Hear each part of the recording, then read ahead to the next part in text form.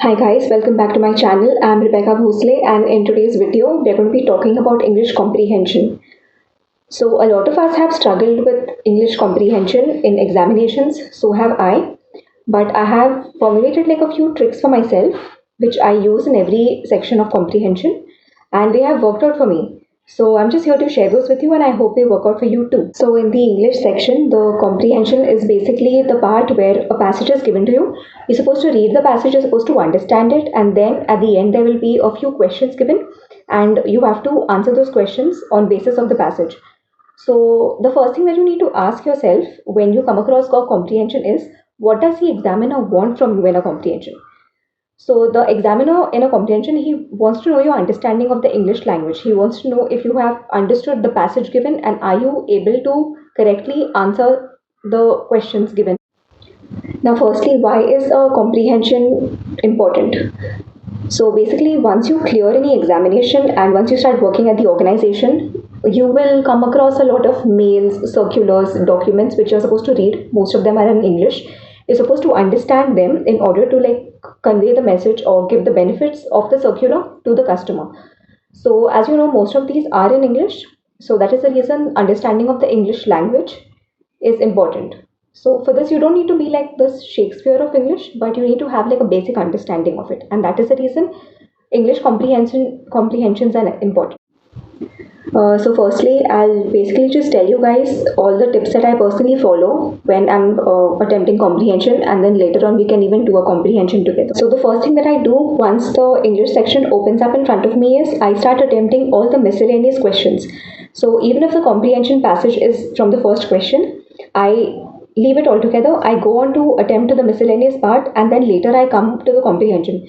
This is because most of the times what I feel is if I get stuck on one question of the comprehension, my mind starts telling me that you have spent 4 or 5 minutes to read the comprehension passage and you cannot leave it now and then come back to it later on. That is a very big gamble. That is the reason I attempt all the miscellaneous questions and then I come back to my comprehension because I know it's going to take a little more time.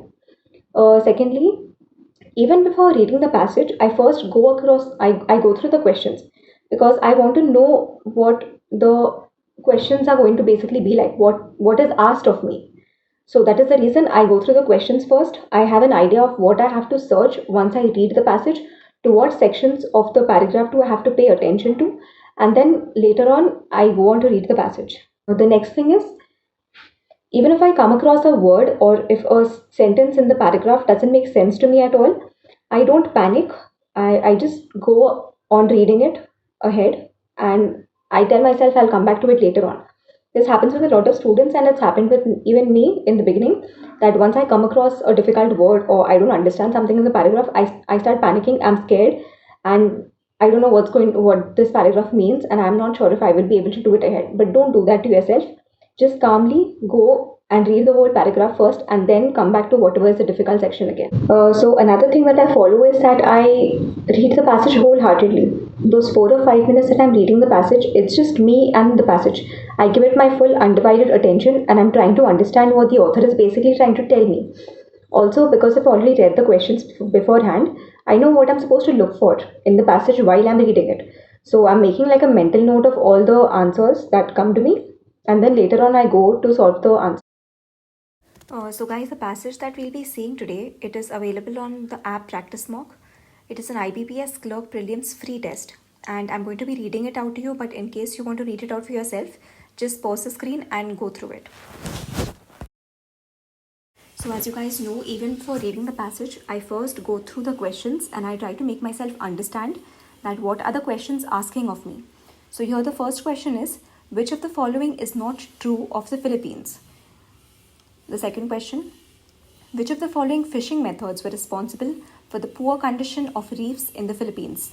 So the focus here is fishing methods that are responsible for the poor condition of reefs in the Philippines. The next question is, in the above passage, which of the following is marine biologist Angel Alcala credited? So if I want to make it easier for myself, I'm going to translate the question and try to explain it to myself in a better way. कि angel एल्काला ये जो marine biologist है उनको किस चीज़ के लिए credit दिया गया है. So I understood it completely. I know what I have to look for in the passage once I read it. The next question is, which of the following factors limits the presence of tourists on Apo Island? तो Apo Island जो है उसके ऊपर tourist कम क्यों जाते हैं? The next question is, which of the following words is the closest meaning to the word replicated as used in the passage? The next question is, which of the following words is opposite in meaning to the word thriving as used in the passage? Reading the passage. It may be at the apex of the Coral Triangle, but the Philippines isn't exactly known for its global marine resource protection efforts. While it boasts thousands of different species of fish, coral, and other forms of marine life, it is also the world's third worst plastic polluter after China and Indonesia. The environmental group Ocean Conservancy says the country is responsible for generating and adding around 2.7 million metric tons of plastic waste to the environment each year. Yet it is here, in this environmentally troubled archipelago, that the endangered green turtle and its reptilian cousin, the hawksbill turtle, have managed to find a niche where they are given proper sanctuary.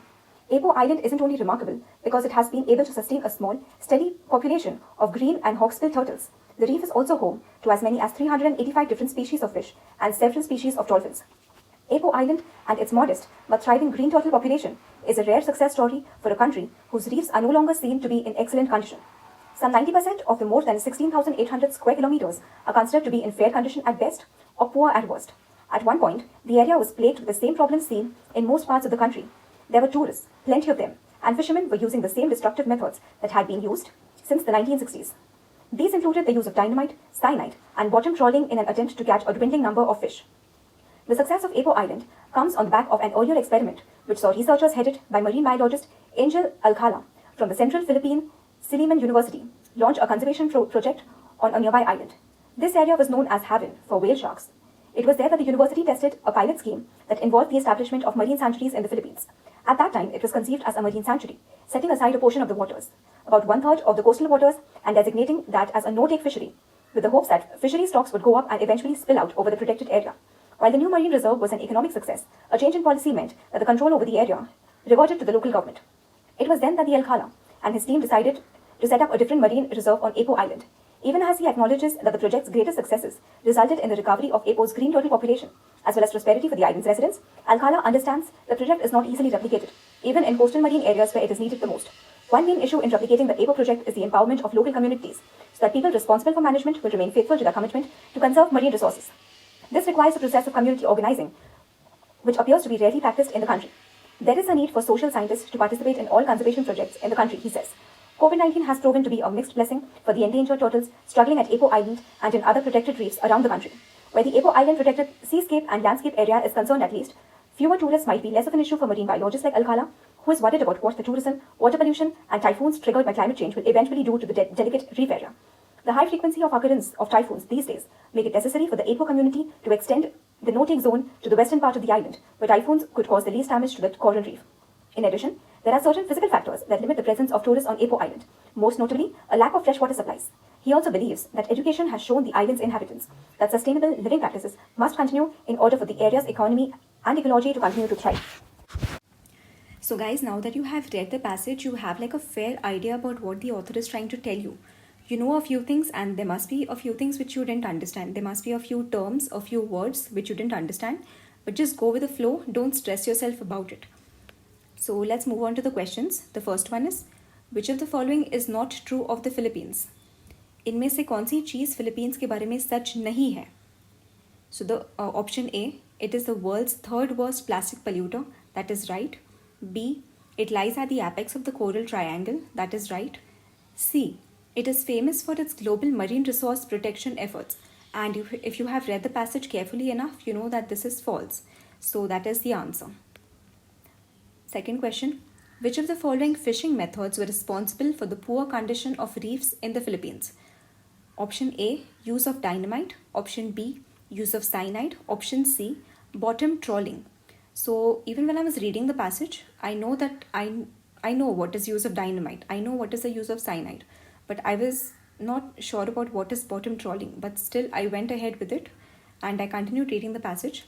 So here, I feel the most right option is E, A, B and C, and yes, that is right. The next question, in the above passage, which of the following is marine biologist Angel Alcala credited? So basically, Angel Alcala, she has been given credit for which of the following options? A, discovering the hawksbill hawk's bill turtle. No, that is not right. B. Setting up a nesting area for whale sharks. No, I didn't come across anything like this in the passage. C. Introducing exotic species to the Philippines. No. D. Launching a conservation project. Yes. Basically, Angel El Kala, I have read in the passage that she has launched this conservation project. So, yes, that is the answer. Which of the following factors limit the presence of tourists on Apo Island? So I know that this is regarding lack of freshwater supplies. I don't even need to read the other options because I know the answer is B. So I mark that and I move ahead. The next question. Which of the following words is the closest meaning to the word replicated as used in the passage? So tamed, that cannot be the answer. Hired cannot be the answer. Ousted cannot be the answer. Satisfied cannot be the answer. So yes, the option is B. That is the correct option. Copied. So the next question. Which of the following words is opposite in meaning to the word thriving as used in the passage? So I tell myself the meaning of thriving, it's basically blossoming, doing very well at something. That is the meaning of thriving. So blossoming is an option and that would be the similar word, but I want the opposite of thriving and that would be diminishing. So option D is the right answer. So in this way I have answered all the questions correctly. So yeah, this was my strategy. This is how I follow. This is the steps that I follow while I'm attempting comprehension, and I hope this has helped you. So that's it for today, guys. I hope this video helped you, and if it did, please make sure that you like, share, and subscribe. And if you have any questions, you can leave them down in the comment section. Thank you so much, and have a nice day.